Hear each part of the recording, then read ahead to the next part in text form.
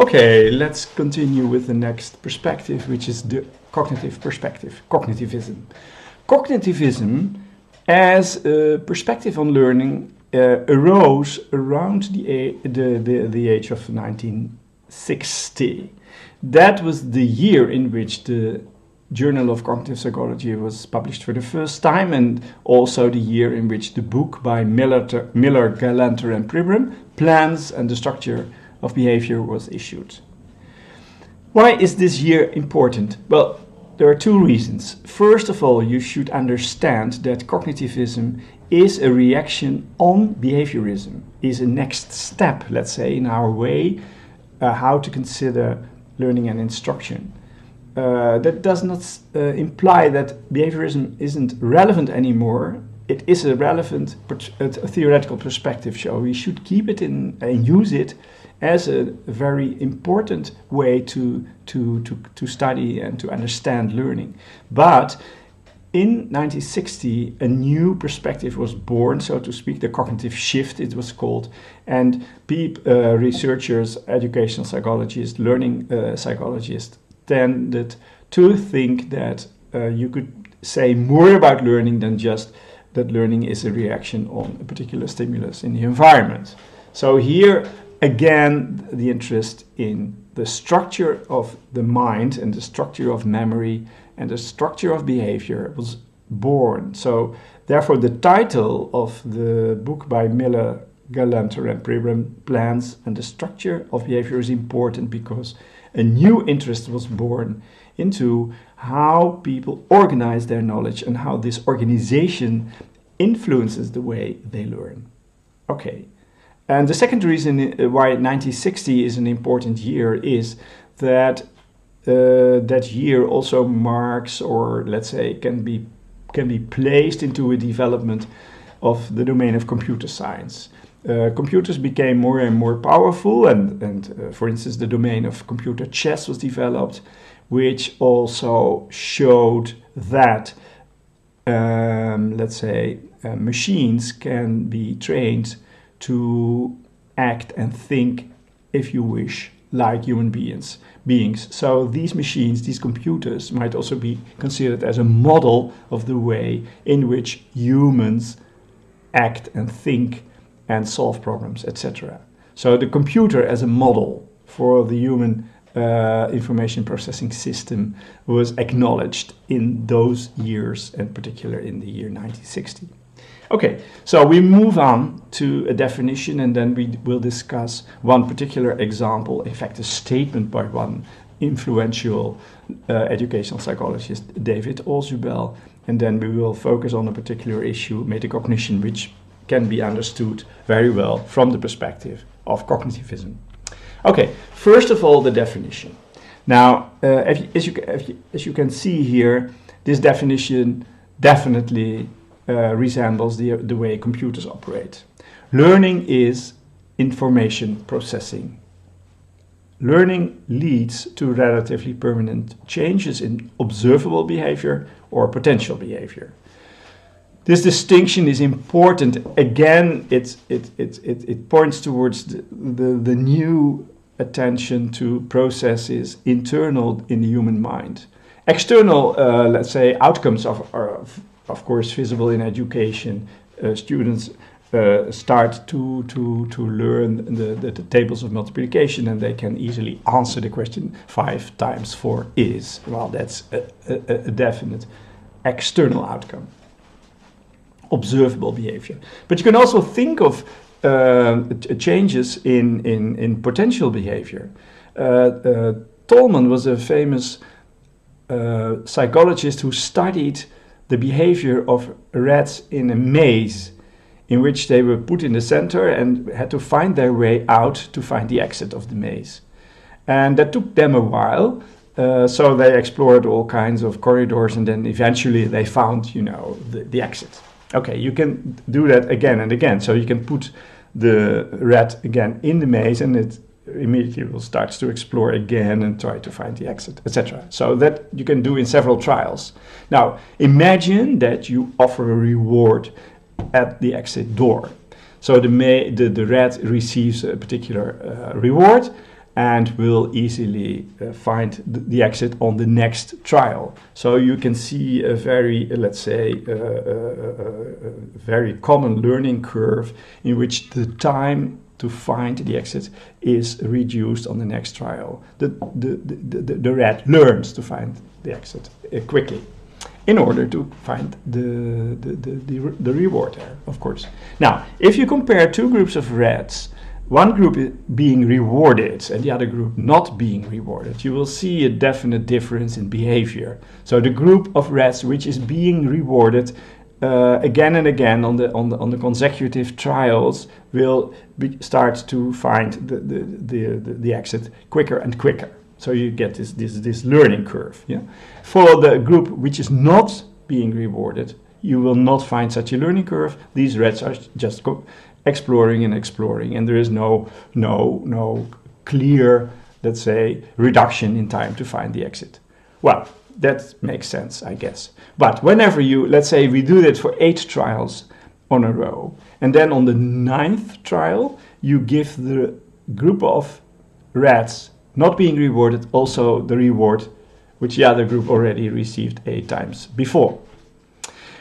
What you see then, that is the group which had not been rewarded very quickly finds the exit on the next trials to come. So there is something like a very steep learning curve, and very soon this group matches the speed of the group which had been rewarded all along the previous trials. So apparently there has been changed something in the minds of these rats. During the trials, they were not rewarded. So what Tolman called, they created a cognitive map, a sort of a mental representation of the maze. And they used that map to quickly find the exit once it was necessary, or it made sense to get quickly to the exit. Okay. So that internal outcome, that cognitive map, you might consider as a sort of potential behavior. Therefore, the difference between observable and potential behavior in the definition of learning. Of course, examples can be given in the school context, acquiring vocabulary, learning English words, for instance, by matching them with Dutch words. Or very complex skills like inquiry-based learning, in which students have to conduct experiments to solve a particular problem or to find evidence for a particular law in physics or whatever. Okay, so from simple to complex, you can find examples of this kind of learning in which learning is considered as information processing. Now let's focus on a particular model which has been very influential and still is. Which originates from this cognitive psychology point of view, the multi-store model by Atkinson and Schifrin. This model shows how information is being stored in the human mind, in long-term memory. In order to arrive at long-term memory, as you see at the right end of the diagram, information passes to different stores. The first store in which information arrives as soon as it is being observed, so to speak, is the sensory memory, which is a specific store directly located next to the senses like the ear and the eye and the other senses. So each sense is supposed to have a separate store of its own, where information is kept very, very shortly, in the order of milliseconds, but still is being kept there. And you need attention, focused attention, to get information from the sensory memory to the next, let's say, stage, which is the short-term memory. Short-term memory is the place where information is kept for a short period of time, short-term period of time, of course. And the capacity of short-term memory is also restricted, as Miller used to say in his famous paper. It's a matter of the magical number 7 plus or minus 2. So 7, 8 or 9 units can be kept in short-term memory for a short period of time. You can repeat them like, telephone numbers we used to learn by heart a long time ago, before the arrival of the smartphones. But we learned them by heart, and we repeated them, and that kind of repetition or rehearsal is typically needed to keep information in short-term memory. After that, you can transfer it to long-term memory to store it more or less permanently, and you can try to get the information back from long-term memory through retrieval processes. Now, you can also see in this model that the idea of short-term memory is also a bit related to the idea of working memory, the place where information is being, let's say, processed and is being used to find a solution for a particular problem. Okay, so this multi-store model is typical for the cognitive shift movement. Okay, so that was the definition and a bit of the context of the cognitive perspective. Now we move towards one particular outstanding researcher in this domain, David Ausubel. He had a very nice and famous statement, which I think is important and also illustrates, the value of the cognitive perspective.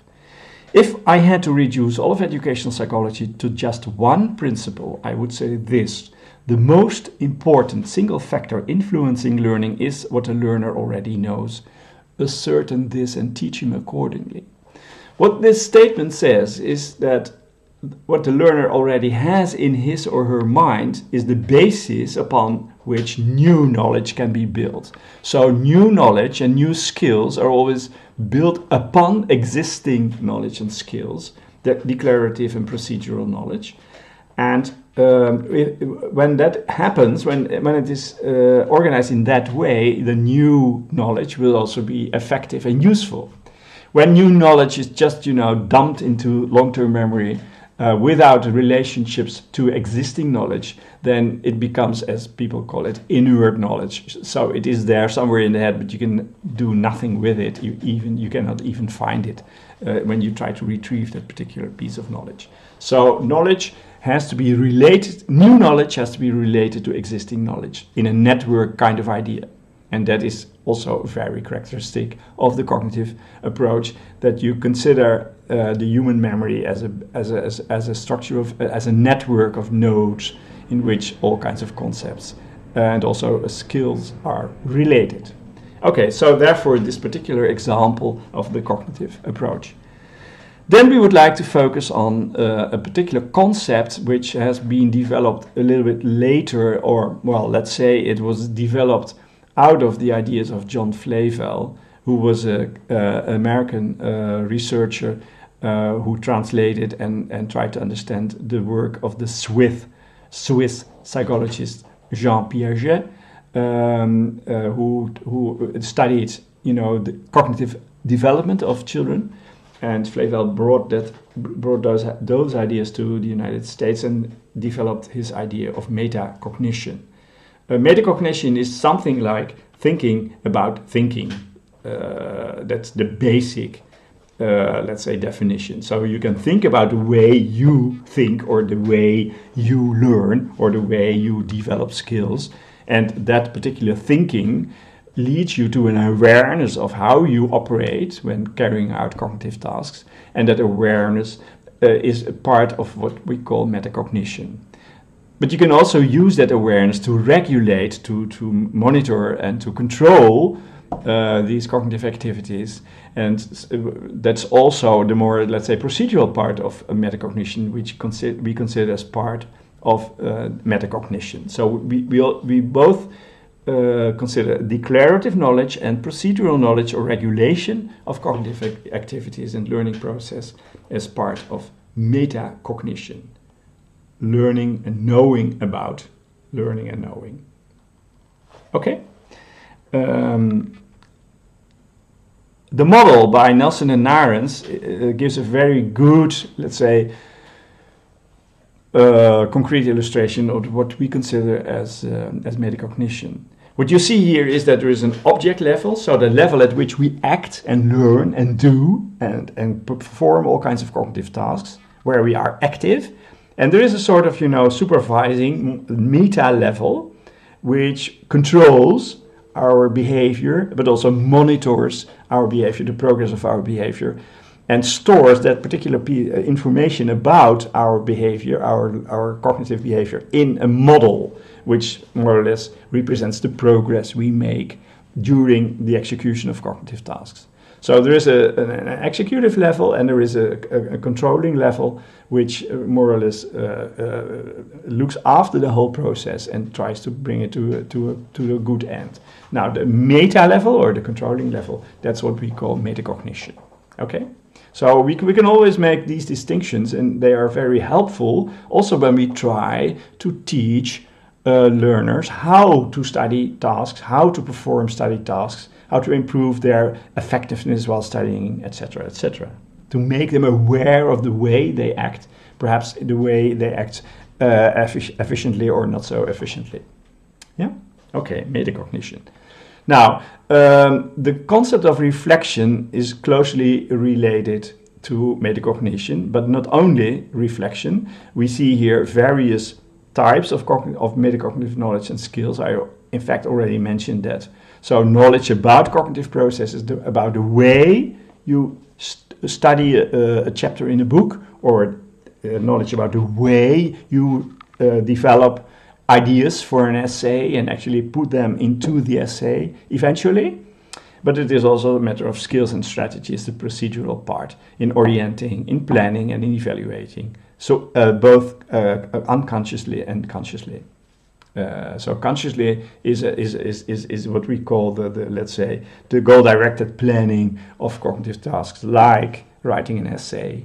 And unconsciously, you develop routines in which you apply when, for instance, let's say solving a complex problem, because you have done it so often that you already know how to deal with that. The way, let's say, doctors state diagnosis is an example of such an automatized or routine-like way of analyzing complex problems like illnesses, etc., etc. Okay, yeah.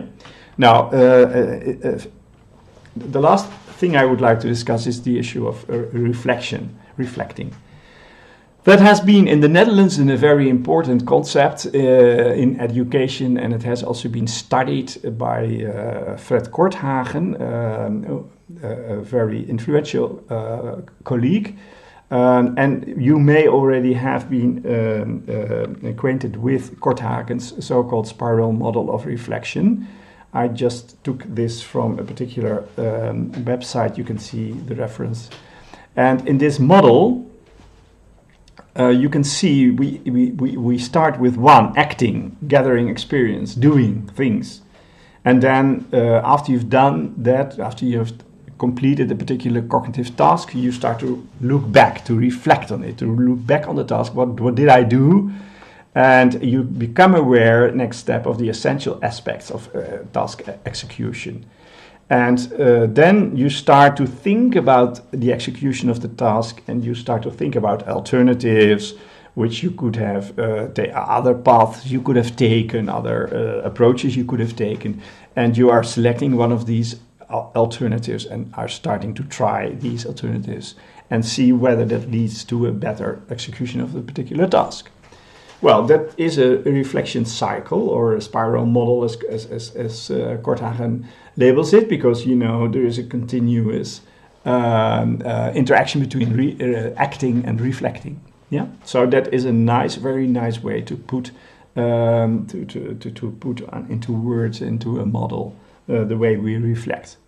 That is not, unfortunately, the way it's often done. Reflection can be considered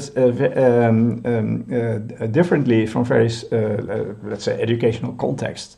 The last of the three I mention here is completing a reflection form, in which students simply have the task to reflect. You have to reflect on what you did.